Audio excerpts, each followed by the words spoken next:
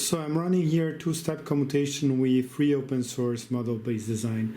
So here you can see the output of the two-step commutation and the two frequencies, where I have here the MCLV board where I can change the two-step commutation speed by moving the potentiometer, and then I can check the duty cycle by going directly in the model that I created. So here you can see that by moving the potentiometer, I'm able to change the speed of the two-step commutation.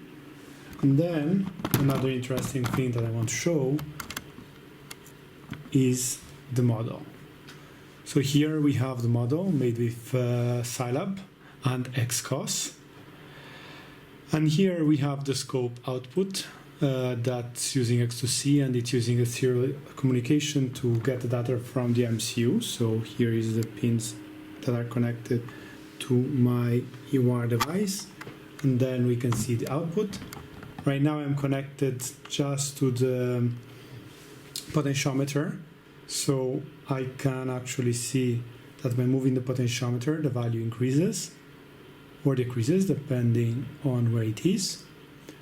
And another interesting thing that I want to show is that I can actually go here and I can change, for example, the duty cycle.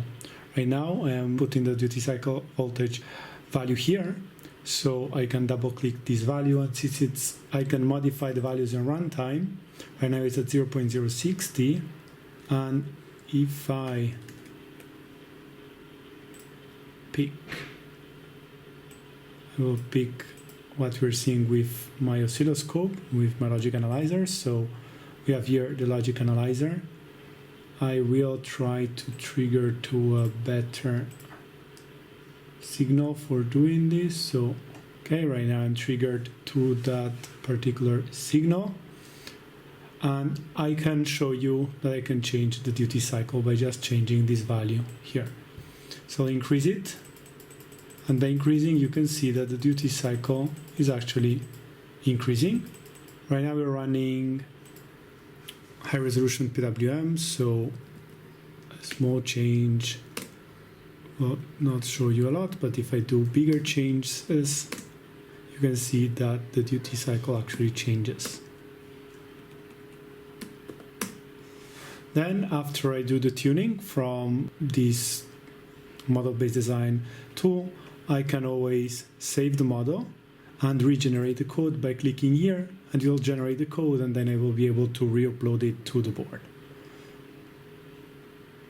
What do you think this two-step commutation solution is used for?